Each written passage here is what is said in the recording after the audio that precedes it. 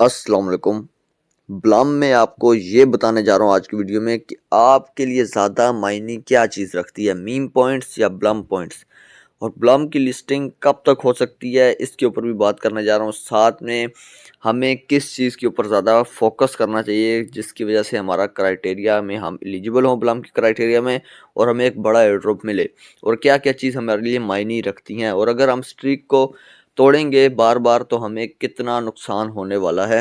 इन तमाम डाउट्स के और इन तमाम क्वेश्चंस के आंसर लेके आए, और ये जो आंसर मैं आपको देने वाला हूँ ये मैं आप खुद से नहीं देने वाला दूसरे यूट्यूबर्स की तरह। मैं आप लोगों को जो ब्लम के मालिक, जिसने ब्लम के फाउंडर है, जो उनकी तरफ से जो आंसर आए हैं इन क्वेश्चन को लेके, काफ़ी लोगों ने उनसे ये क्वेश्चन किए थे, तो उन क्वेश्चंस के आंसर उन्होंने दिए हैं, वो आंसर ही आपको आज की वीडियो में देने वाला हूँ। वीडियो काफ़ी इन्फॉर्मेटिव, काफ़ी हेल्पफुल होने वाली है। चैनल पे फर्स्ट टाइम आया, चैनल क्रिप्टो अपडेट्स विद साहिल को सब्सक्राइब कर दें। वीडियो के नीचे डिस्क्रिप्शन में व्हाट्सअप ग्रुप का ज्वाइनिंग लिंक मिलेगा, व्हाट्सअप ग्रुप को भी जरूर ज्वाइन करें, और ब्लम का ज्वाइनिंग लिंक मिलेगा, ब्लम को भी जरूर ज्वाइन करें। चले वीडियो को शुरू करते हैं। सबसे पहले जो आपका डाउट है वो क्लियर कर दूं। काफ़ी मेंबर्स के डाउट है, काफ़ी यूजर्स के, कि मीम पॉइंट्स या ब्लम पॉइंट्स, इन दोनों में से सबसे ज़्यादा वैल्यू कौन रखता है, और हमें एयर ड्रॉप के वक्त कौन सा टोकन मिलेगा, और किस तरह से हमें डिस्ट्रीब्यूशन की जाएगी इन दोनों के दरमियान। अब देखिए, सबसे ज़्यादा जो वैल्यू रखता है वो आप सबको पता है, दोनों वैल्यू रखते हैं बराबर की। ये ब्लम के मालिक की तरफ से कहा गया। अगर आप मीम पॉइंट्स में अर्निंग नहीं करते, मीम पॉइंट्स नहीं अर्न करते, इनको अर्न करने के लिए आपको मीम पैड में अपनी इन्वेस्टमेंट करनी होगी, और आपको पता है इन्वेस्टमेंट हाई रिस्क होगा, आपको ज़्यादातर चांसेस लॉस होने के हैं। ब्लम के मालिक की तरफ से कहा गया है कि 99% जो है यूज़र्स जो इसमें मीम पैड में करते हैं इन्वेस्टमेंट, उनकी इन्वेस्टमेंट ज़ाया हो जाती है। तो अगर मीम पॉइंट्स आप लोग नहीं भी हासिल करते तो आप लोगों का ये नहीं है कि ब्लम पॉइंट्स की वैल्यू नहीं है, दोनों इक्वल वैल्यू रखते हैं। हाँ, जो मीम पॉइंट्स में कुछ पॉइंट्स इकट्ठे करेंगे तो उनको थोड़ा सा ज़्यादा एयर ड्रॉप मिल जाएगा, ये बात है। तो आप लोगों ने ब्लम पॉइंट्स में अगर वर्क कर रहे हैं तो जी लगा के ब्लम पॉइंट्स में वर्क करें, कोई ज़्यादा आपको देखने को मुश्किल नहीं होने वाली। और हाँ, लिस्टिंग के वक्त इन दोनों में से किस के नाम का टोकन आएगा, तो ब्लम के नाम का टोकन आएगा, ब्लम टोकन, क्योंकि इनकी जो ऐप है, बोट है, उसका नाम भी ब्लम है, और ये ब्लम ही इनका मेन ब्लम टोकन के नाम से आएगा, और इसी में हमें डिस्ट्रीब्यूशन मिलेगी, ब्लम टोकन हमें मिलेंगे जो सा वॉलेट हमने कनेक्ट किया हुआ है। एक ये कि वॉलेट कनेक्ट करना बेहतर है, या जो एक्सचेंज इनके साथ पार्टनरशिप करेगी वो एक्सचेंज में रहना बेहतर है। तो देखिए, आपने अगर टोन वॉलेट कनेक्ट किया हुआ तो आपको पता है टोन का वॉलेट कनेक्ट करने के बाद आप लोगों को फ़ी पे करनी पड़ेगी ट्रांजैक्शन के तौर पे टोन में, जब ब्लम आपको यहाँ पर रिसीव होंगे। अगर यहाँ पर ऑप्शन आ गया, ठीक है, एक्सचेंजेस कनेक्टिंग का, कि आप एक्सचेंजेस के थ्रू डायरेक्ट विड्रॉवल ले, बाइनांस में लाजमी से बात है, बाइनांस आएगी वगैरह वगैरह, तो फिर हम लोग उसको कनेक्ट कर लीजिएगा, ठीक है, किसी किसी और एक्सचेंज को, क्योंकि एक्सचेंज में अगर फंड जाए तो आप लोगों को कोई भी फ़ी नहीं देनी पड़ती, फ्री में आप उसको सेल कर पाएंगे। अब चलते हैं अगले डाउट की तरफ। दूसरा डाउट जो बहुत ज़्यादा यूज़र्स का है वो ये है कि यार पहला सीज़न जो है वो 200 दिन तक चला है, ठीक है।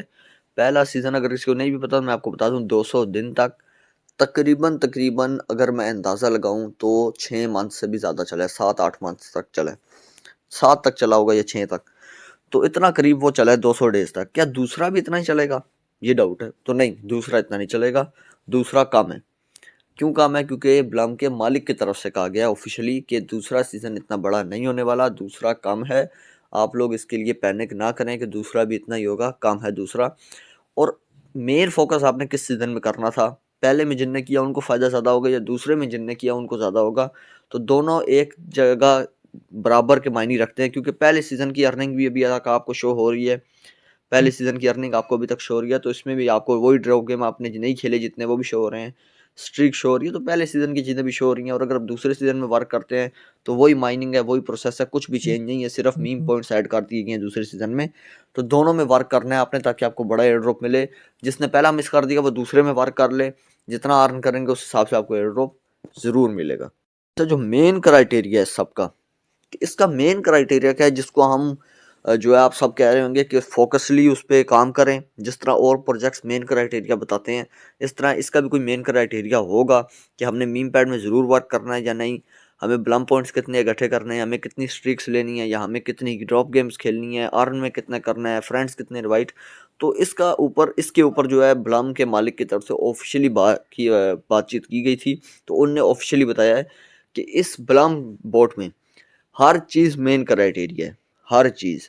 जो मीम पॉइंट्स में पॉइंट्स इकट्ठे करेगा उसका भी उसको एयर ड्रॉप मिलेगा, जो स्ट्रीक जितनी ज़्यादा करेगा उसको उसका भी एयर ड्रॉप मिलेगा, जो जितने ब्लम पॉइंट्स माइन करेगा उसको उसका भी पॉइंट्स मिलेंगे, ब्लम टोकन्स मिलेंगे, जो ड्रॉप गेम्स जितनी खेलेगा उसको उस हिसाब से ब्लम टोकन्स दिए जाएंगे, जो अर्न सेशन पे जितनी वीडियोस देखेगा, जितने ऑन चेन टास्क कंप्लीट करेगा, जितने सोशल्स, जितने एकेडमीज, जितने ब्लम बिट्स, जितनी फार्मिंग, उसके बाद जो है जितने फ्रेंड्स और जितने यहाँ पर ऊपर टास्क वीकली, ठीक है, और जितने ऊपर ये सारे टास्क अर्न में करेगा, जितने ज़्यादा उसको उस हिसाब से ब्लम टोकन्स दिए जाएंगे, जो जितने कम करेगा यहाँ पर कंप्लीट उसको उस हिसाब से ब्लम टोकन्स दिए जाएंगे। और आपको याद है प्रूफ ऑफ एक्टिविटी नाम का एक आया था, वहाँ पर यहाँ पर आया था प्रूफ ऑफ एक्टिविटी, ठीक है, उसमें आपको टोन की ट्रांजेक्शन देनी पड़ रही थी, जो जिसने वो दी उसको उस हिसाब से भी टोकन्स दिए जाएंगे, जिसने नहीं दी तो कोई बड़ी बात नहीं है, जिसने जितने फ्रेंड्स इनवाइट किए उस हिसाब से भी उसको टोकन्स दिए जाएंगे, जिसने मीम पैड में वर्क किया उस हिसाब से उसको टोकन दिए जाएंगे। मतलब कि जिस चीज़ में आपने जितना वर्क किया, जिस जिस चीज़ में आपने कंट्रीब्यूशन की, आपको उस हिसाब से टोकन दिए जाएंगे। फॉर एग्जांपल किसी ने पूरे 400 ड्रॉप गेम्स भी खेल लिए, टोटल उसने 1000 ड्रॉप गेम्स खेल लिए, मैं एग्जांपल दे रहा हूँ, ठीक है। 1000 जब उसने ड्रॉप गेम्स खेले तो उस हिसाब से जो उसका जो बनते होंगे टोकन्स, इन लोगों ने कैलकुलेट किए हैं कि अगर किसी ने 100 ड्रॉप गेम्स खेली तो हम उसको इतने टोकन्स देंगे ब्लम के। तो ये ब्लम के मालिक की तरफ से ऑफिशियली कहा गया, मैं फेंक नहीं रहा। कुछ लोग समझ रहे होंगे ये आप ऐसे ही कह रहे हैं, बिल्कुल ऐसा नहीं है, अल्लाह गवाह है कि अगर मैं झूठ बोलूँ मुझ पे लानत, ठीक है। तो ये ब्लम के मालिक की तरफ से कहा गया ऑफिशियली। तो यहाँ पर ब्लम के अगर आपने ड्रॉप गेम्स 400 खेली तो इनकी टीम की तरफ से पहले से तय है कि अगर किसी ने 400 ड्रॉप गेम्स खेली तो उसको उतने ब्लम टोकन्स हम देंगे, और अगर कोई इतने डेज तक स्ट्रीक बरकरार रखेगा हम उसको उतने ब्लम टोकन देंगे। तो एक तरह से तय किया हुआ है, और हर चीज़ जो चीज़ में आपने जितना काम किया आपको उस हिसाब से ब्लम टोकन्स मिलेंगे। जिस तरह हैमस्टर कम्बैट ने हर चीज़ पे दिए थे, पर हैमस्टर कम्बैट ने जितनी ज़्यादती की थी वो फ्रेंड्स पे की थी।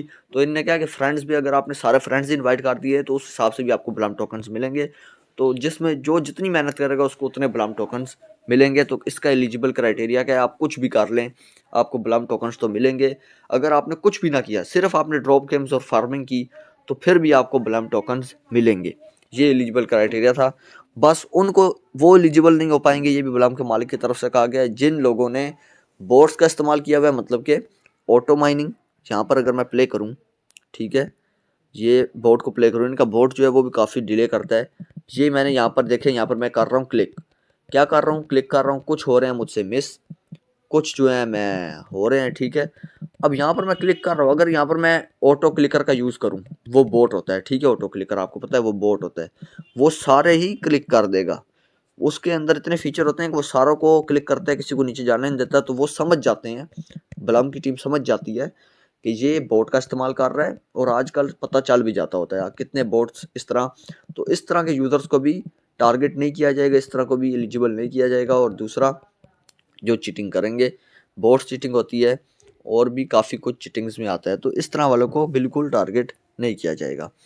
अब एक डाउट ये है कि किन किन एक्सचेंजेस पे आसानी से आएगा। तो ब्लम के मालिक की तरफ से कहा गया है कि बाइनांस वगैरह बड़ी एक्सचेंजेस पे तो ये आपको नज़र आएगा ही। जब बाइनांस पे आ जाएगा तो और की ज़रूरत नहीं पड़ती, अगर और में भी आएगा तो वेल एंड गुड, और बड़ी एक्सचेंजेस पे भी आएगा। बाइनांस लैब्स ने इसमें अपनी वो की हुई है इन्वेस्टमेंट, ठीक है, तो वो तो बाइनांस एक्सचेंज पे भी इसको ज़रूर लॉन्च करेंगे। तो यही था इसका तमाम डाउट्स और तमाम वीडियो का टॉपिक। वीडियो आपको अच्छी लगी हो वीडियो को लाइक करें, चैनल को सब्सक्राइब करें। अभी के लिए मुझे दीजिए इजाज़त, अल्लाह हाफिज़।